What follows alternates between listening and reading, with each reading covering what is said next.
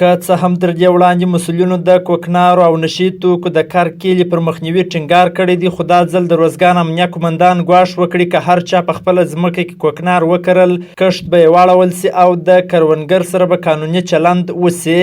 امنیه قوماندان پر داسې مهال کروندګرو ته خبرداری ورکوي چې په دغه ولایت کې اوسنی موسم د کوکنارو د کرلو دی. هغه وایي ټول هغه کوکنار به واړول سي چې د دولت تر کنټرول لاندې وي.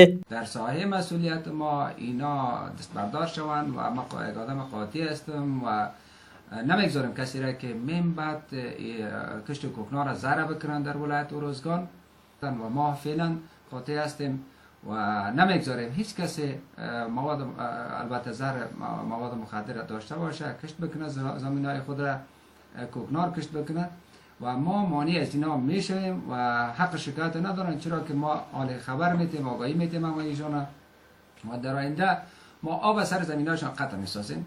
ارزګان د افغانستان یو د هغو ولایتونو څخه شمیرل کیږي چې په زیات شمیر کروندګر د کوکنارو په کار کې بوخت دي. په دغه ولایت کې تیر کلونه هم چارواکو د کوکنارو پر مخنیوي ټینګار کړی و، خو په هغه ډول چې اړتیا د نشي توکو د مخنیوي ده نه ده سوې.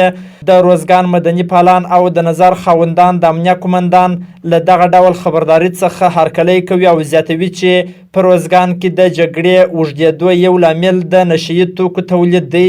په ارزګان کې د ځوانانو پارلمان مسؤل غلام نبي شجاع له حکومت څخه غوښتنه کوي چې د کروندګرو لپاره د کوکنارو بدیل ولټول سي. هغه زیاتوي چې که د کروندګرو د حاصلاتو لپاره بازار موندنه وسي او د کوکنارو بدیل ورته ولټول سي نو کروندګر به خپله د کوکنارو له کار کیلي څخه لاس پر سر سي.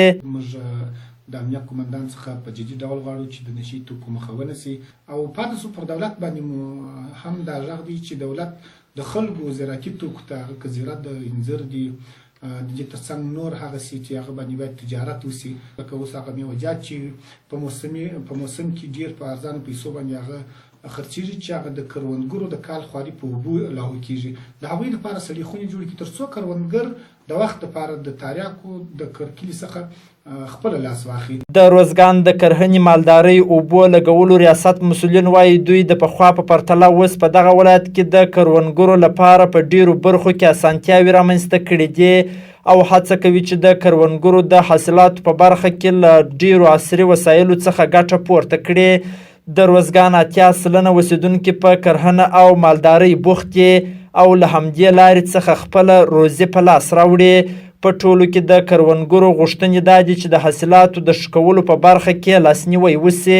احسان الله ولسمل، میلمه راډیو، ارزګان.